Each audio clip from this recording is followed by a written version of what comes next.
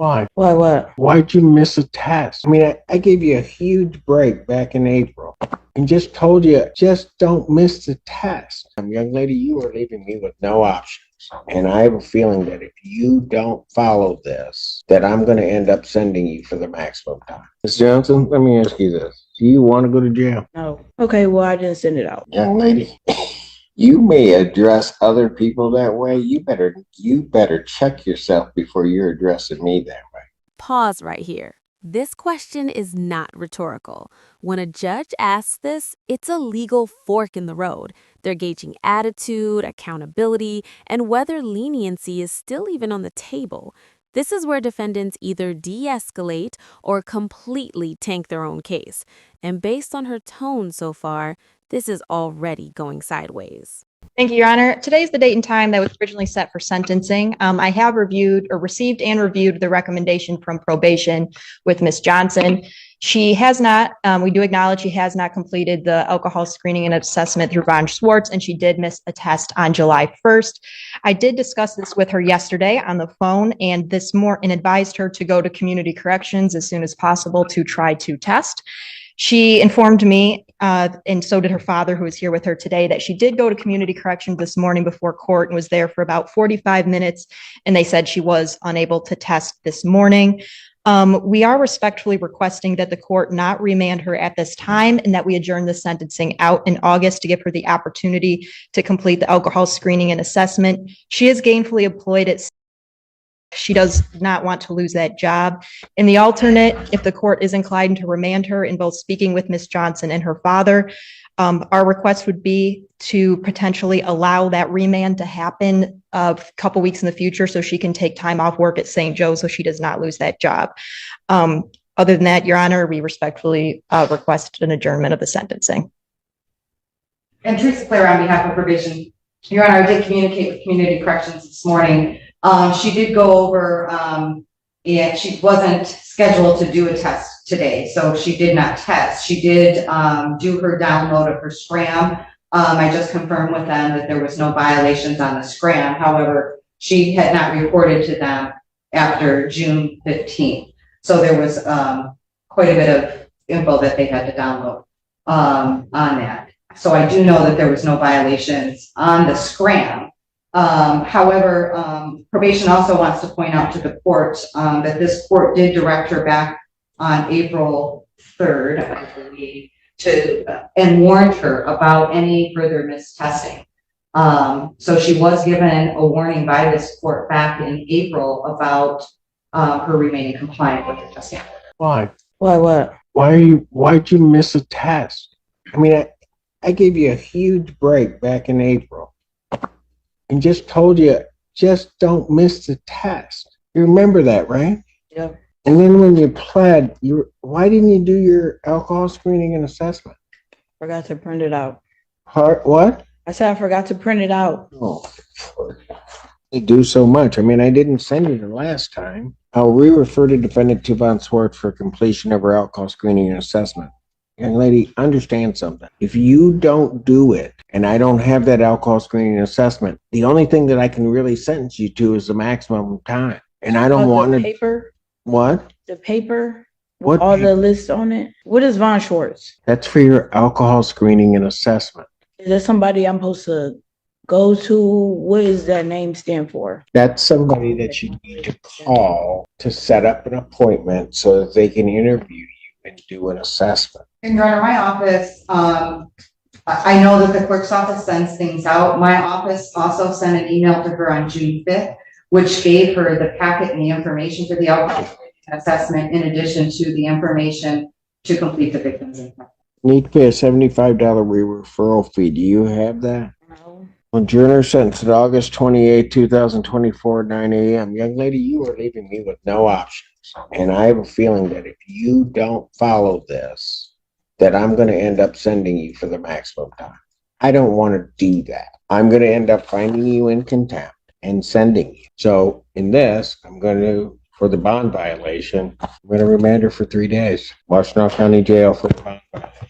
Defendant's remanded. This part is critical. Legally speaking, once a judge gives a clear warning on the record, Every violation after that stops being a mistake and starts being a choice. Courts call this willful noncompliance. Translation: your excuses lose all power. Judges hear, "I forgot," every single day, and it almost never works after a warning like this. Is that Dad? Yes, Your Honor. Get her back. Go ahead, take her back. What's your name, sir? Tony Johnson. Okay. Can you help try to get her through Yes, I will definitely make sure that she does it. She lives with her mom, so I don't kind of know the things that kind of goes on. So I'm just coming to support, and I just was hoping that you didn't take her to jail because I know. she need this job so bad. I know. And I trust me, I did not want to. Miss Polera, can you give to Dad the Von Swartz information and the victim's impact information so that he has it, so that I get where he is, so that he knows what she has to do. Yes, Your So Honor. I do know, I heard him in the hallway, really getting after her for not doing things. So I think that he will. Well, I don't doubt If that. you stop by my office, or I'll ask them to give you the paper printed out. And is that in this It's building? right down the hallway. Okay. And so I'll tell them you're coming right down. And, Okay. I have the $75 for any fee or whatever that she might have needed to pay. I do have the money, so. Counsel approach with Miss Polera. Recalls the case of People versus Johnson. Didn't he just tell you to take your hands out of your pockets? Oh. Miss Johnson, let me ask you this. Do you want to go to jail? No. So I'm going to tell you what. The only reason I brought you back out and didn't have you sent down is you can thank that man right there, your dad. Because if he hadn't stood up and said something to me, I would not be letting you even thinking about letting you go. There is no reason in the world you haven't gotten this done. None. Do you hear me? Yes. When your dad found out that you didn't do this stuff, what did he say to you? He said, "They not playing with you. You should have been had it done. There's no reason that you shouldn't have had it done." And what, you don't think he was right to? So why didn't you have it done? Because I didn't check my email to have it printed out. When I got the call from her that I needed to have it done, I printed it out. I just need to send it out. I have the money order. It's literally in the card, in the envelope. I just need to mail it. So I technically do have it done. I just didn't send No, it. you don't technically have anything done. Okay, well, I didn't send it out. The young lady, you may address other people that way. You better check yourself before you're addressing me that way. I didn't get a chance to send it out. Because you know what? Your daddy's right about one thing. I'm not playing. Are we clear? Yes. Now tell me why I ought to give in to your father's wishes to let his daughter go. Because I have to go to work. And because what I did was minor, and I'll fill it out and send it out. You should let me go so that I can go to work so I don't lose my job. Were you thinking about that when you didn't mail the envelope? Did you think about all the bad stuff that could happen to you? Not really. If you lose your job, what are you going to do? I'm going to have to figure it out. Are you in school? I was. The summer school right now. Where? Pathways. Are you trying to get your high school education? Yes. How old are you? 20. Are you going to get a GED or a diploma? My diploma. I have to go back in August for like 2 months. And then what? I have to go back for 2 months, and that's it. And then you have your diploma. Dad, is there anything you want to say? Do everything in my power to make sure all this gets done. Father's prayer for his daughter. I'll tell you what, young lady. Miss Blair, a condition of her release once we get through this is that she gets her diploma. Your dad says he has the $75. I want that paid today. You have to pay your father back. Okay. Hear me? Dad, you'll promise me if I let her go that if she doesn't pay you back, you'll let me know? I'm going to cancel my remand. I'm going to give you a warning. I can be just as straight up as I can be with you. You mess anything up, even that man's not going to be able to save you. You hear me? Go with her dad. Dad, thank you. Thank you very much, Your Honor. And I do apologize. What was the adjourned sentencing date again? The adjourned sentencing date on this matter will be August 28th. Thank you very much, Your Honor. This is one of the rarest moments you'll ever see in court. A judge openly admitting that a third party, her father, saved her from jail.